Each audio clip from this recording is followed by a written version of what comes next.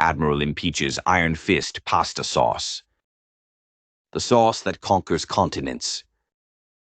You ever eat a bowl of rigatoni and think, this could use more global domination? Well, now you can, with Admiral Impeach's Iron Fist pasta sauce, made from real tomatoes grown in embargo zones and simmered down with top-secret military spices. One bite? Boom, you'll be planning invasions from your kitchen table. Features. Explosive flavor, detonates on your tongue like a 50-megaton meatball. Classified ingredients. Even the FDA ain't cleared to know what's in it. Battle-tested recipe, perfected on submarines, backrooms, and meetings that never made the papers. Mikey the Hammer. I put this sauce on my steak once. The steak tapped out. Nick Palermo. I spilled a jar on my shirt and 3 guys declared me their capo. Lopez. Legally, I gotta say don't buy it. But unofficially, best damn sauce I ever used to bribe a judge. Special offer.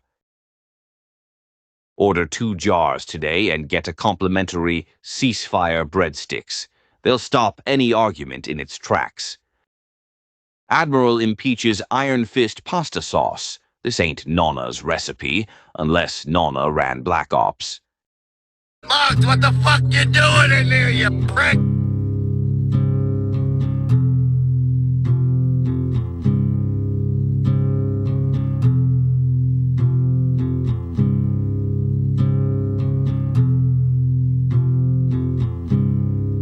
Analyzing Evil, The Mind of John Kramer.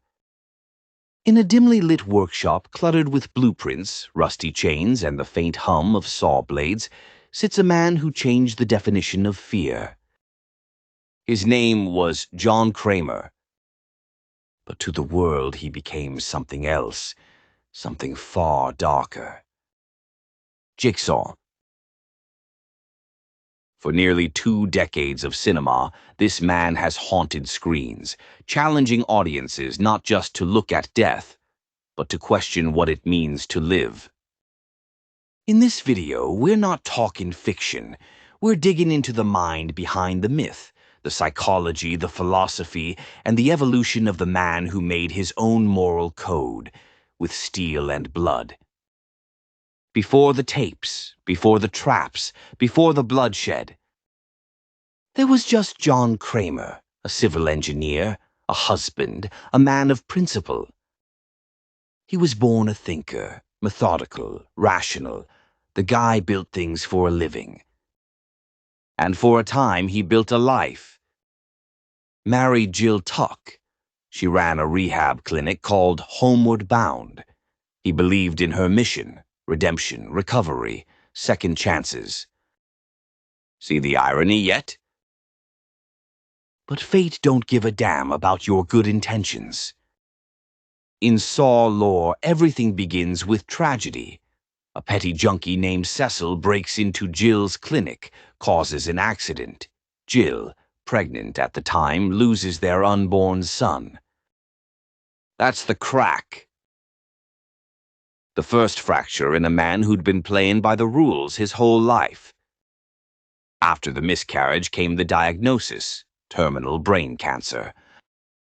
2 strikes back to back. And what do you get when you push a man who built order into chaos? You get Jigsaw. Death's door. John Kramer tries to kill himself. Simple as that. He drives his car off a cliff. But the bastard survives, impaled, bleeding out, staring at the twisted metal around him. He calls it a revelation. In that moment hanging between life and death, he understands. He realizes life is a gift, and the ungrateful don't deserve it. He don't see himself as a killer. He sees himself as a teacher.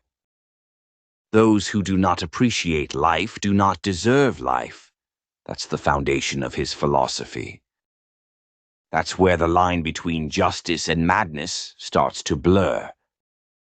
Psychologists would later label him a philosophical sadist, a man driven not by cruelty but by conviction. The cruelty's just the method, the conviction's the message. The birth of the games. The first game wasn't a blockbuster torture device. It was personal. He targeted Cecil, the junkie responsible for Jill's miscarriage. He traps him in a device, a test designed to make him see. Cecil fails. He dies. But John feels peace. It ain't revenge, not to him. It's order. The kind of balance that cancer and tragedy stole from him. I find it ironic, he once said, that people who survive a near-death experience become the most appreciative of life. My work is to speed up that realization. This ain't a lunatic talking.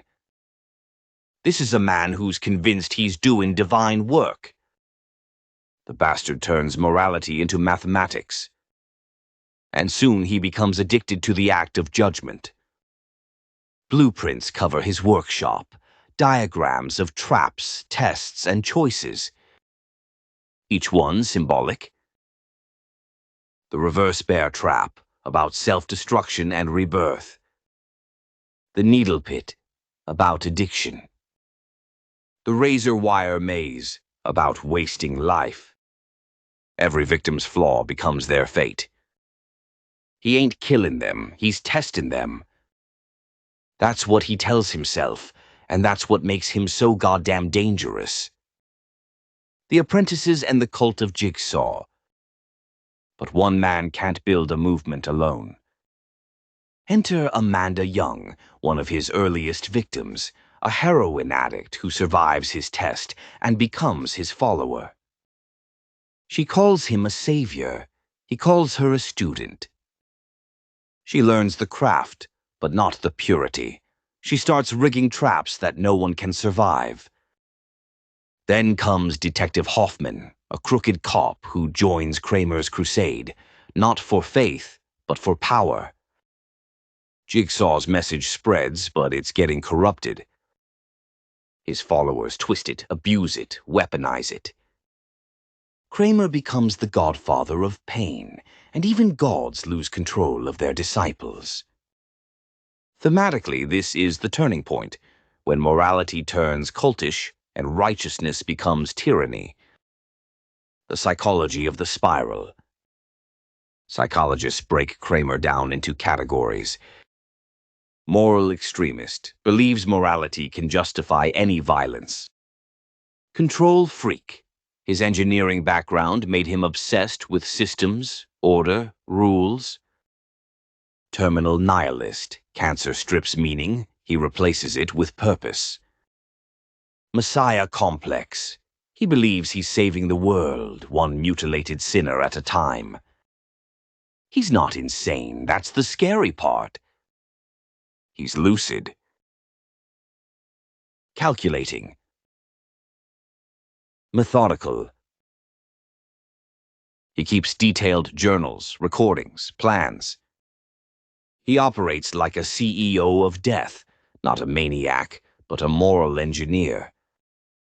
You're so desperate to make sense of the chaos, he says, so I give it to you. Rules, structure, consequence, in a world that forgot what those meant. Kramer's illness didn't create the monster, it freed it. Death, legacy, and aftermath. John Kramer dies in saw the three. But the games don't end. They multiply. Amanda and Hoffman carry the legacy. Copycats rise. The symbol of the spiral spreads, not just as a calling card, but as a belief system. Even after death, Kramer's philosophy lives on. He becomes a martyr of morality, a twisted prophet in a godless world. Academic circles debate his meaning. Was he a sociopath? A philosopher? A cult leader? The truth sits somewhere in between. He's what happens when intellect and grief combine with absolute certainty. The truth sits somewhere in between. He's what happens when intellect and grief combine with absolute certainty. The philosophy of Jigsaw. Once you start a game, he says, you can't stop it, because life doesn't stop, not until it takes something from you. John Kramer's message isn't about death. It's about the value of survival. He forces people to suffer to prove they want to live. He's not far from reality's own twisted teachers, the zealots, the reformers, the tyrants who believe their cause justifies cruelty. But Kramer remains unique. He don't demand worship. He demands understanding. John Kramer died in 2006, a fictional character who outlived his own franchise. But his question still hangs in the air. If I took everything from you, your comfort, your control, your illusions, would you still value life? That's the horror. That's the genius. That's the lesson of Jigsaw. And that, my friends, was Analyzing Evil, the Mind of John Kramer. A story of genius, grief, and pure moral madness. If you made it this far, you survived the game. So do the right thing. Hit that like, drop a comment, and subscribe to Bambi's channel, where truth meets terror, and we don't blink in the face of the dark. From Bambi's twisted tales to Brooklyn bloodlines, we're digging deep into the stories that make your skin crawl and your mind spin. This ain't just content, it's cinematic justice. Stay sharp, stay loyal, and remember, in this world you appreciate life or you lose it. This is the Pizzaverse. And we don't miss. Game over.